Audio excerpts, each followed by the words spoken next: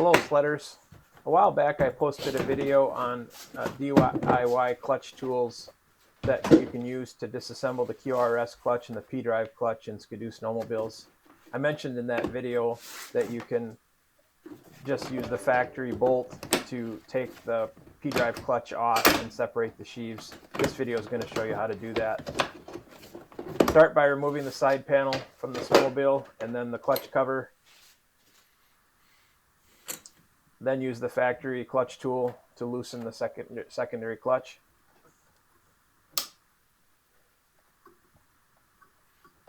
Don't forget to disconnect the temperature sensor if you've got a snowmobile that has the temperature sensor on the clutch cover. You turn the belt to the side after you get it off the secondary clutch. It comes out from the primary clutch a lot easier.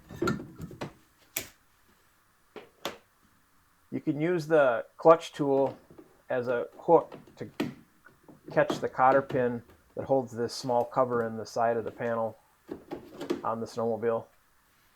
Put the cotter pin back in so you don't lose it.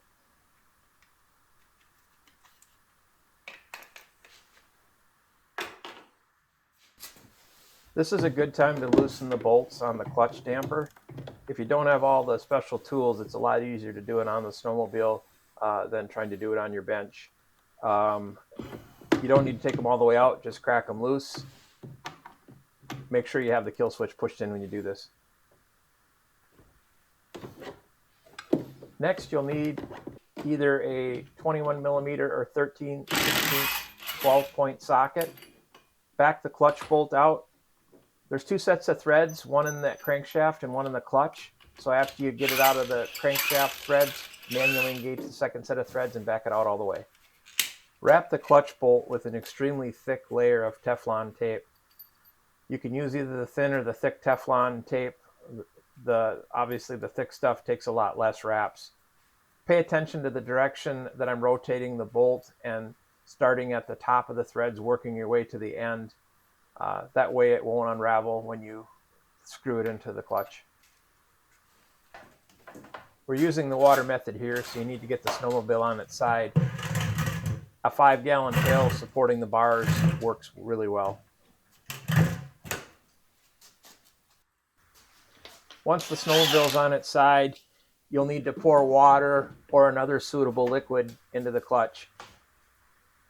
Fill it up all the way until it's flowing out the top.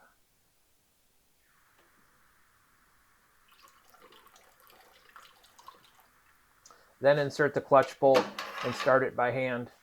You'll know you've got enough tape on if it's a tight fit going through the dampener. Once you get the thread started, quickly turn it in with an impact and it should release quite easily.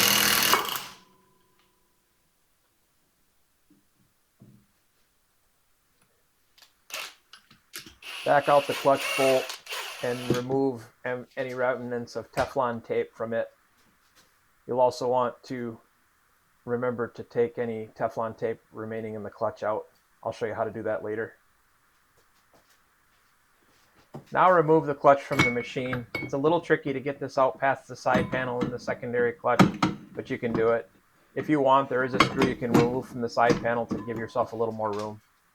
Let's talk about alignment marks on the clutch. The movable sheaves has a line on it, and so does the fixed sheave.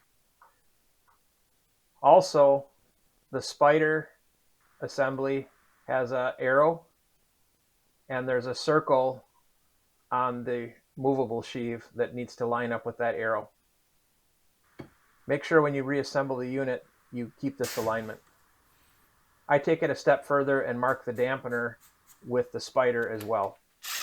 Finish removing the 6 dampener bolts that you cracked loose by hand when it was still on the machine. The dampener is pressed into the fixed sheave. Turn the clutch bolt in about 6 turns and using the clutch's own weight, drop it on a cement floor and it should release. Then you can separate the dampener and movable sheave from the fixed sheave. Remove the clutch bolt and blow out the fixed sheave to remove any remaining Teflon tape. Be sure to check out my other video on how to build a low-cost spring compressor. Thanks for watching.